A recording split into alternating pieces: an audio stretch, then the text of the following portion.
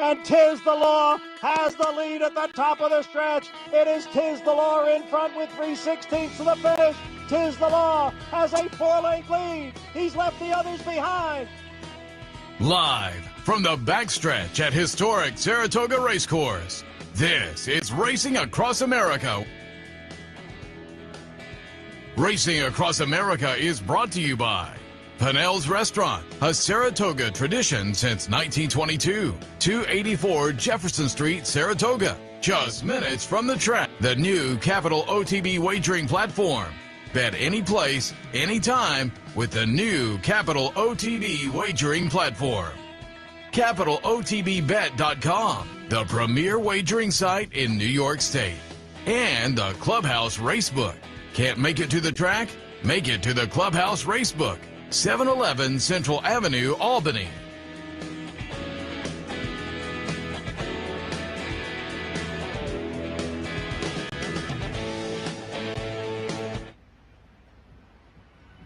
Good morning and welcome to Racing Across America on this Saturday from Saratoga. Again, it's a beautiful day. If you're undecided, make a decision. Come on up and enjoy a great day of horse racing up here, highlighted by the Jockey Club Gold Cup, but some other stakes on the card as well. Really nice day as we wind up. 3 days left, so make the most of it. Plan to come up one of the days at least, but as I say, today, a very nice day up here at Saratoga. Coming up in an abbreviated edition, because there's an early post time today. Don't forget, 12:05 today, and also make a note that tomorrow and Monday, 12:35. Sunday and Monday, 12:35, 12:05 first post today. But that means an early kickoff to Talking Horses, and so we'll get off at about 10:30 today so we can pick up Talking Horses with Serling and Stabile. I say Serling and Stabile. I think it's Serling and Andy Beyer today. So special guest over there on Talking Horses on Jockey Club Gold Cup Day. A little bit later on, we'll be joined by Tim Wilkin. Always like to get Tim over here. We'll get his thoughts on the meet so far and more. But another guest we always like to have swing by during the summer, and so had to get him here before the meet wound up. Our friend Peter Thomas Fornatale from the In the Money Media empire and beyond. And we were kind of laughing because, Pete, we've been hearing you the whole meet. You got the podcast from the Brentwood across the street. We wind up on Saturdays just about the time you kick off, so we're happy to have you in here before you head across the street. It's great to be here. We're keeping the streak alive. We've done this a number of, even during the pandemic, I think we got a day in. So glad we snuck it in here under the wire, as it were. And yeah, it's been a lot of fun doing the shows across the street at the Brentwood. Have a number of guests. We've got Acacia, Courtney Clement today, an array of folks, and we had a lot of fun getting a chance to meet a lot of listeners and viewers and hang out a little bit. And it's a cool little bar over there. But I'll tell Marcus to turn the speakers down. We don't want to be... We enjoy the show over here. I mean, like I say, we're wrapped up, so we pull up some lawn chairs and just... And I will ask, if people are right in the Saratoga area, can they come over and enjoy it? Yeah, I mean, we're going early. You got to get a move on. But yeah, we start today's show will be 10:30. You can also listen streaming. Of course, you can do the double screen experience, keeping the channel on and having that in the background. Today, though, I tell you, I wouldn't want to miss Andy Beyer on Talking Horses. Yeah. That's another tradition that did miss a year or two, but glad to see he's back in the fold. Hopefully, I'll run into him in the press box and get to hear his dulcet tones. I can tell him my pick of the day, and he can say, "No shot." He was up in the press box the other day. It's good to see Andy back in town. Well, we've kind of alluded to it, so just fill us in now. When you sat down, I asked you what's coming up with In the Media. Just give us the general outline, because it's a great resource for horse players. If folks aren't familiar yet, lay out what In the Money produces and where people can find it. And when you sat down, you said with Kentucky Downs, and people excited about that, and the ginormous purses, you're doing some daily coverage at Kentucky Downs. Indeed. We have written coverage on inthemoneypodcast.com. We also have, for Kentucky Downs, daily podcasts. So we'll do 7. 2 are in the books already. We did a meet preview and an opening day show, but we've got coverage up there now. And tomorrow we've got Pat Cummings and Larry Colmus going to be joining us, and then I'll find guests for 4 more days. But that's basically the idea. Is we're a podcast-driven media network. Lots of daily coverage that's free on inthemoneypodcast.com as well in a written format, but mainly we're all about the pods, and we've got a bunch of different shows on the network. International coverage with Nick Luck Daily and Acacia covering the bloodstock scene on her In the Ring show. But I mean, every corner of the industry, harness racing, we've got it all. If you're interested in racing, check it out. And if you're a podcast person, please subscribe wherever you get your shows, In the Money Media. Yeah, it's been fun to watch you guys kind of grow, and with really the whole podcast growth over the past couple of years, it has taken up. But you guys were ahead of the curve there over at the DRF. You were doing it, and then you morphed over onto your own side, and now you've added in, racing, breeding, the ownership side of the game. So again, highly recommended. Swing by the In the Money website and check it out, and pull up the podcast wherever. And also have to ask because. You won the Eclipse, and we've had you on the show kind of touting how much fun that was to see you win the Eclipse. But that was part of the work you're doing over in the UK. Talk a little bit about that side of things. Sure. I am a writer on a weekly basis for AtTheRaces.com, covering American stuff, and pretty much on a weekly basis as well, although I'm on twice this weekend. I cover American racing for Sky Sports Racing. So the other day I was on the roof at Saratoga with the trusty computer, and we're broadcasting and just giving that perspective. I've spent so much time over there and follow their racing closely enough. I feel like I'm bilingual when it comes, the way that we talk about racing, some of the jargon, it doesn't always translate. So they like having somebody with the right accent, but who can talk about racing their way. So it's kind of fun, a little bit more form focused. But of course I bring a lot of our American stuff into it. I just try to spell it out in a way they can understand. Yeah, I hadn't even thought about that, but it's not a foreign language, but I know the car trunk is the boot over there. So even I also can translate a little Divided bit. by a common language, as we like to say on the shows. Talk a little bit about the meet so far and your impressions. I think people have complained some of the stakes races, small fields, but I will say, even those races, we have seen quality runners who will play into the Breeders' Cup and I think play into Eclipse Awards. As we get into the end of the year and beyond. But last weekend, certainly, Epicenter and Cody's Wish, and the little bit of an upset with the good story behind Cody's Wish. I think it's overall, the racing has been just fabulous. Yeah, last weekend for me was really great and took it to another level. I might have had some of those complaints, and I still do think they got to look at what they're doing with some of these overnight stakes here that are drawing horses from the featured races of the meet. But, that's something that can be addressed in time and tweaked. And Naira have done a good job the last few years listening to feedback and making things better, and I think that's going to continue to happen. But to have Travers Day and to have a Travers winner like Epicenter to put on a performance like that was special to me. Yeah. And I think these are horses that are going to go and have a big impact at the Breeders' Cup, no matter what happens in California tonight. Yeah, I mean, he put up the 112 buyer, which again established him where a lot of people thought he was even earlier in the year with the second place finish in the Triple Crown. Established him back in the top of the 3-year-old class, but with that number. The older horses now have to maybe take an extra look at them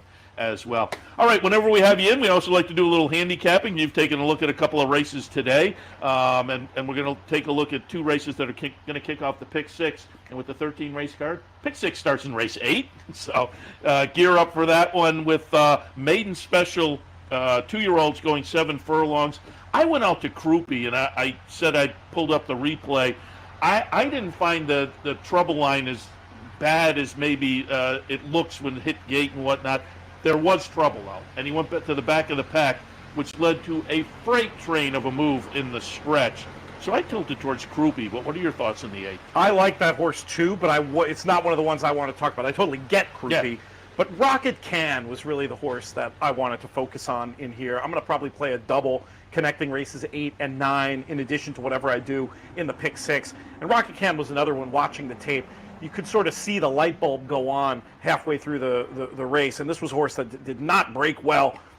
Bill Mott, he can certainly win with first-time starters. We see that. But you look at his career marks, he goes from something like 8% winners first out to 16% second up. The way this horse ran, that stat just suggests to me that this is a horse that has to get better. And I think that race is going to prove to be a key form line. If there was future betting for the Kentucky Derby, Disarm, the winner of that race, would be among the favorites. I think that's good form. I want to use Rocket Can. I will definitely be backing up with his stablemate, Arthur's Ride, who beat him there, though I did think it was notable. Rocket Can was bet down below him, and then with that tardy break, I'm thinking Rocket Can is going to get the measure of the stablemate today. And then I'm very interested in W. Nell as a firster to keep on side in my doubles. Good Magic, off to a great start, and that's a very productive female family. 6 winners, including a 2-year-old stakes winner. So those were the 3 I was going to use in race 8 with a focus on Rocket Can. I may throw in your Crouppy as well. Yeah, interesting race, and you have some prices in there that are a little bit intriguing. The 9th race, if you're going to play a little double, 9th race, optional claimer, non-winners to 2, 8.5 furlongs on the turf. I went by with analyze it, but I will say I have all kinds of question marks. Only one start so far this year and has to answer that, but I tilted in that direction. I thought Eyes on Target a little bit intriguing.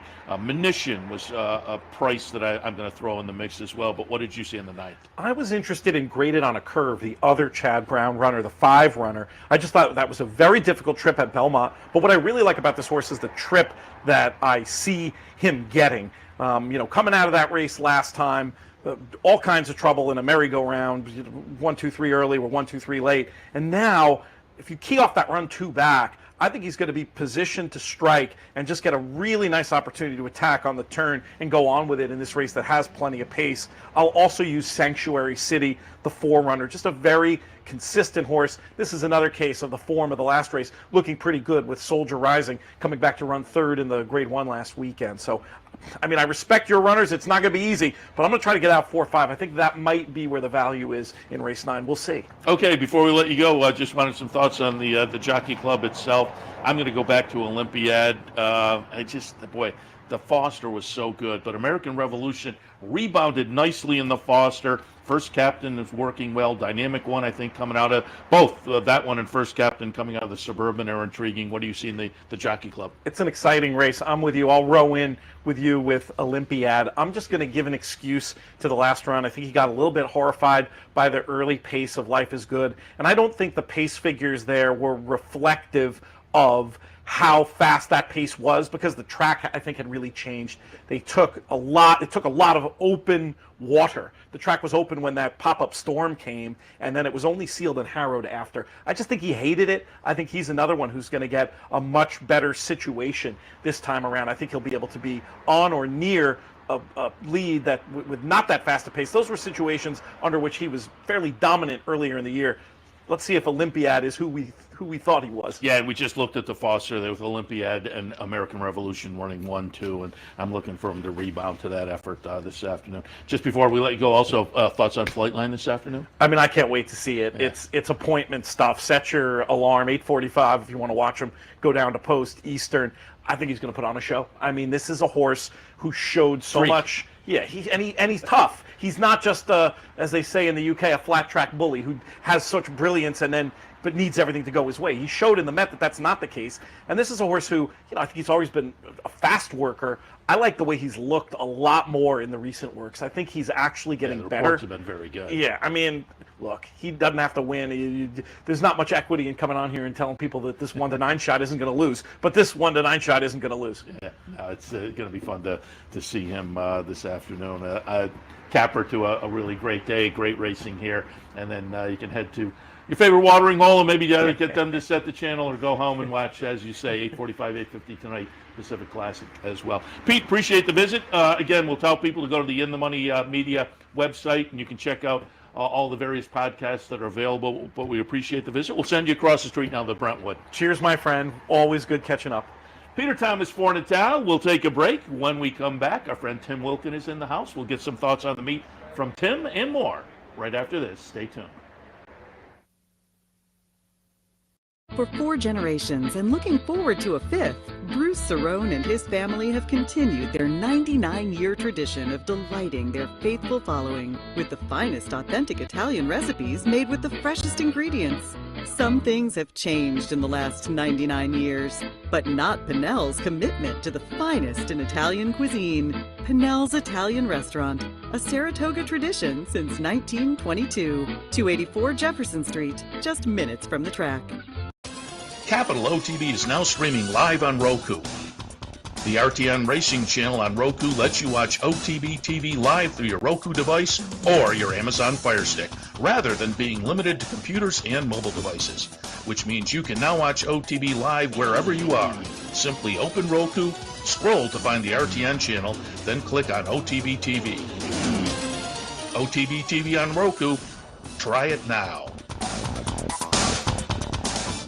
Hello everyone, I'm Scott Vartley and I'm here at the West Condominiums in Saratoga Springs. And guess what? We are down to the home stretch. Everything is 2 bedrooms and 2 baths. Come make a selection of one of the greatest condos ever to be built in Saratoga Springs. We're starting in the upper 5s and the only rooftop penthouse available now under construction. Wow, just look at this patio. We have a rooftop pool, heated garage, balconies, and a gym. Call me at 518-281-6808.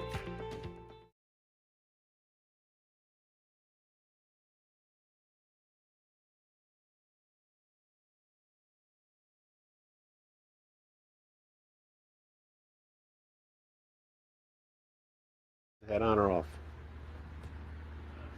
Welcome back to Racing Across America on this Saturday morning. As promised before the break, happy to be joined now by our friend Tim Wilkin. Always get him in before the end of the meet. And this year, Saturday, Jockey Club Day, a little conversation with Tim, who the longtime racing writer for the Times-Union, but now a little blood horse, a little horse racing nation. Tim, good morning. Good morning, Seth. I entered the transfer portal this year and did something new. It's working out. Although that said, whenever we've had you in here in the past, we've talked about early mornings and late evenings. I'm typically up in the press box because I have to send out a rundown for the show, and I'm in there later than a lot of the guys. But I would typically, I would almost virtually always leave before you did because you were pretty much the last guy out of the press box. You've left up before me a couple days this year, though, so maybe a little bit of a break. I would still say most days you're still there when I'm there. Some days I get cheap speed and I get out of there. But, yeah, it's been a different vibe with doing this kind of gig as opposed to when I was at the Times-Union, which, you know, I had a great run there for 30-some-odd years. When you do the handicapping, the writing, social media, it's a lot of work, but you know, I wouldn't have traded it for anything for all those years I did it with the Times-Union. And you know, but it's good now to still have my hand in it. And heck, on Wednesday I'm getting on a plane going to Kentucky Downs. You're gonna be joining Jenny Reese and the publicity team down there, right? Yeah, I'll be there for the last 4 days of their meet. Three of the 4 days of the meet. It'll be interesting because I've heard from what people like Dale Romes have told me. Kentucky Downs is a whole different animal. Yeah. I mean, it's like in the middle of a field. That's all it is, and there's like one set of bleachers. Everyone, it's like some people liken it to like the Fair Hill, the jumping days where everyone just kind of hangs out. And I'm really looking forward to seeing it. And you know, the purse structure down there is phenomenal. 150 for maiden specials. Yeah, I mean, like Billy Mott says, you know, you finish second at one of those $200,000 meets. It's worth the trip. I'm really looking forward to that. Yeah, no, it should be fun. I'm envious. I'd love to get down there just to see that you know, the different situation and whatnot. Let's hit on the meet so far. And I mentioned with Pete the Travers last week in Epicenter. We have the stretch run here to the Travers, a 112 buyer figure. Cyberknife third, Cyberknife second, Zandon third, and Rich Strike. You helped me get Eric Reed in here last weekend, and fun talking to him, the Kentucky Derby winner. I thought the fourth from Rich Strike was a nice performance. You know, it was. I mean, he ran a solid fourth, which, you know, a lot of people were just saying he was a one-hit wonder. He would never do anything again after the Derby. And then after the Belmont, you know, they're saying, well, we told you so. But, you know, that horse, he ran a great race. He was not that far from finishing second. Yeah. And, you know, you're not going to say that Rich Strike is, you know, one of the top 3-year-olds in the country, but he validated that Derby, and he's a solid racehorse, and his next stop, wherever that may be, you know, I think he's going to be a factor in these races. I don't know if he's going to win, but he's going to be a factor. No, it's certainly, again, kind of validated that he's got maybe a little more talent than, and I was kind of in the boat. So the second place finish, it was fun to see because, as I say, Eric was in here the other day. You know, see the little guys get it done is kind of intriguing, certainly. But Epicenter with the 112 established himself back at the top of the class. There's no doubt about it. There's no question. No question. He's the top 3-year-old in the country. And, you know, before it's done, he might be the top horse in the country. Yeah. I mean, although he'd have a few mountains to climb to do that. We'll get a little better idea what that might entail later today here and out on the West Coast. But that 112 certainly puts him in the conversation. Also, last week, Malathat, who rebounded nicely and kind of, you know, as expected in that Todd Pletcher had said, the race earlier in the meet. It was affected by the heat, and that we did have the crazy heat early in the meet. Jack Christopher got back on track after the kind of dud in the Haskell, and Cody's Wish over Jackie's Warrior.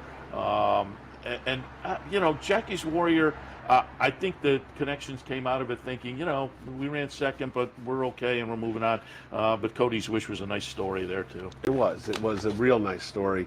And, Jackie's Warrior is still the best sprinter in the country. I don't think there's anyone that's going to dispute that. I mean, he ran a great race. The Cody's Wish from Billy Mott's, this is just the backstory of that kid that the horse is named for.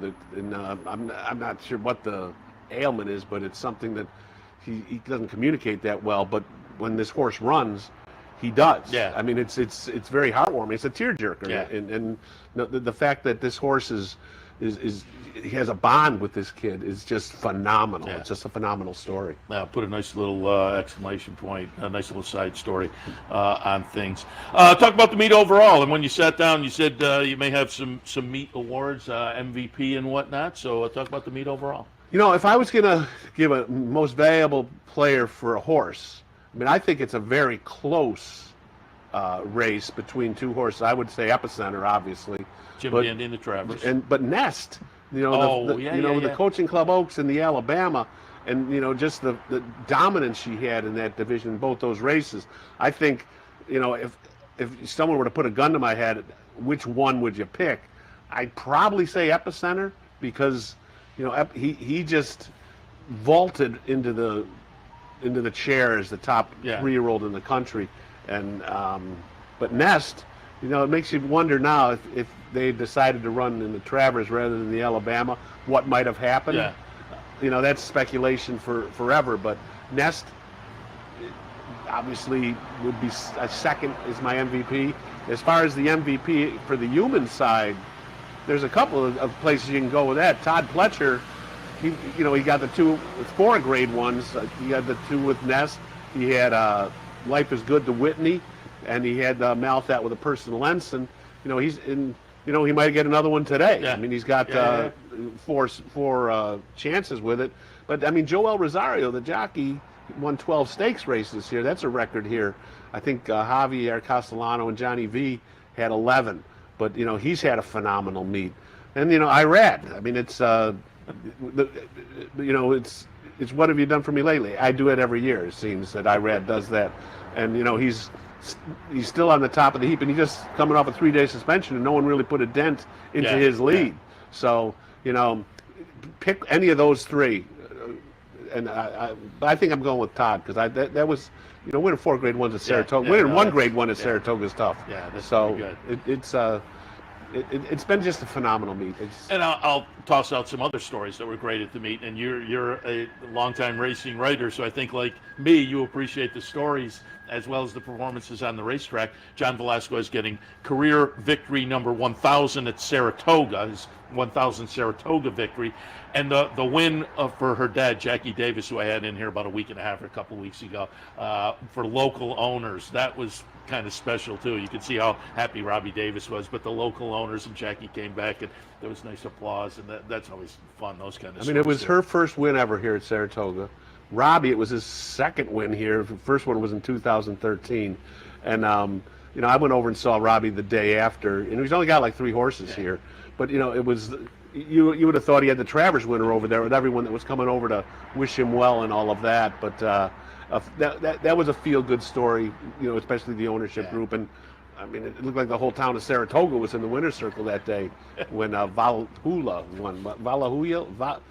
Valahluya, yeah. Because she was, I guess she was born on, I'm going to say Valentine's Day, something like that. And they said hallelujah and Val, they put the Valentine's Day in there.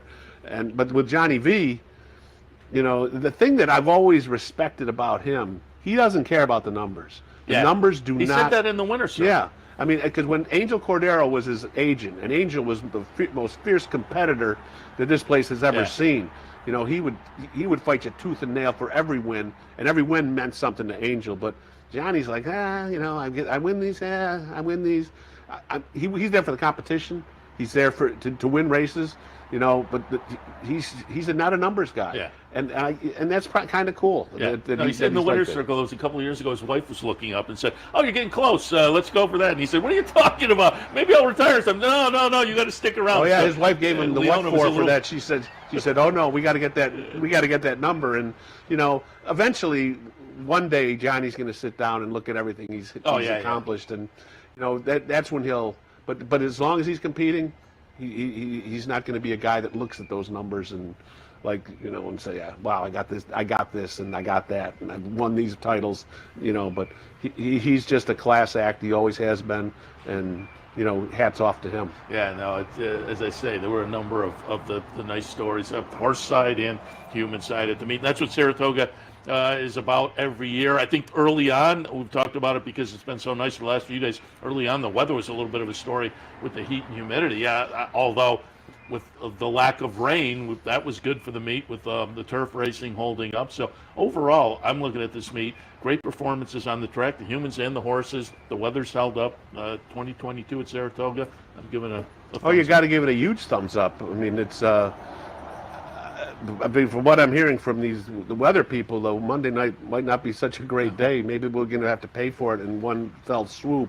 But every day at Saratoga is a better day than any place else. Yeah. So, you know, it has been phenomenal weather.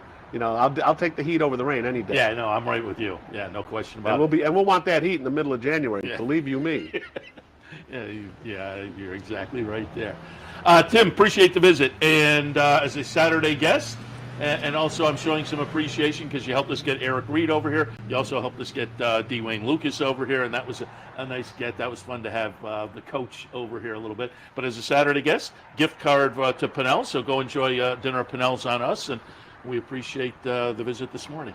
Seth, thank you. I will enjoy this dinner at Pinnell's. Well, the best place in Saratoga, free plug for Pinnell's. If you've never been there, go.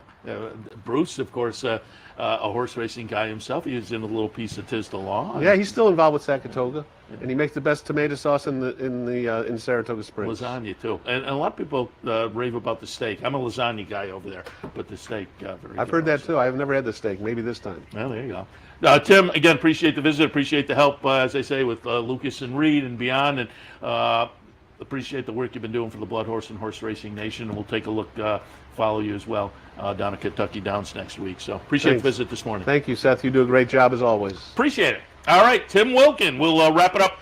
As I say, a little bit early today because just a few minutes, the NYRA pregame show will launch on an early day here at Saratoga. 12:05 post time today.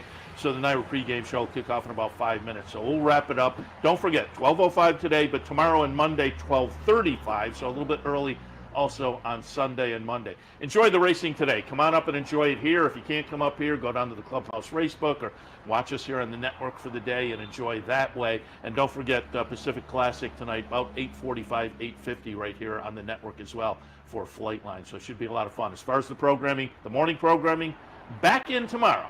9 a.m. for the handicapper sport, 10 a.m. for Loose on the Lead. We'll see you then.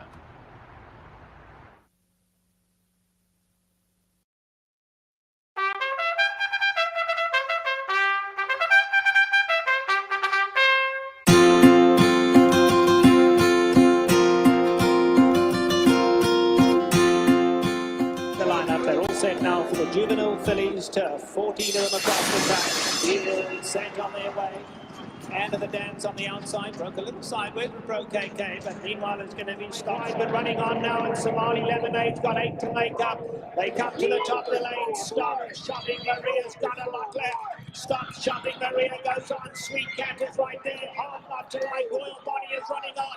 Past the 8th ball, they come. Stop Shopping Maria for the run. Still under a hand right as they come to the 16th. Stephanie's Kitten coming out late. Yes, Stephanie's Kitten coming fast. Stephanie's Kitten, stop Shopping Maria. Stephanie's Kitten's water.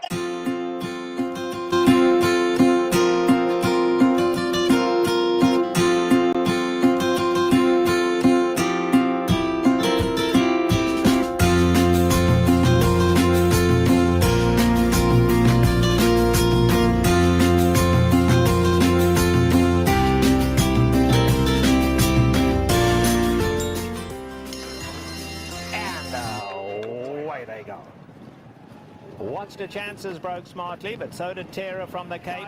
On the inside, Sky Lantern, the grey going well. If he can get through. Sky Lantern, the grey looking for somewhere to run. Wide open. It's Terra from the Cape hanging on. Terra from the Cape tries to go all the way. On the outside now, here comes Flotilla in the light blue. Flotilla is absolutely flying. Watch the chances in there too. But Flotilla has gone right on by. And Flotilla is coming home to score. Flotilla has won it just about 2 in the end. It'll be Watch the Chances, Summer of Fun, coming on to finish third.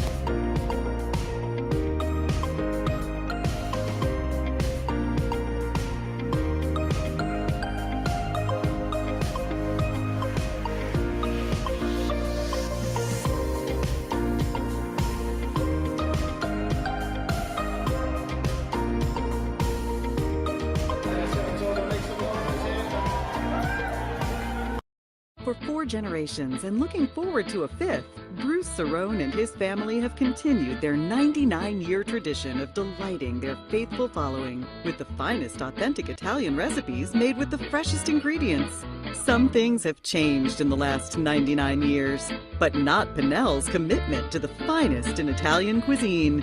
Pinnell's Italian Restaurant, a Saratoga tradition since 1922. 284 Jefferson Street, just minutes from the track.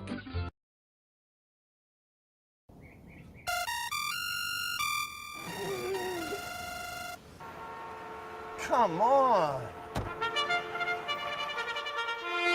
I want sales reports on my desk by Monday. Whoops. My bad. Love racing? RTN brings you every live simulcast on your home television, plus live video streaming and race replays on your PC and mobile devices. To order, visit rtn.tv. RTN, a breed apart. You're watching OTB TV, a service of Capital Off-Track Betting.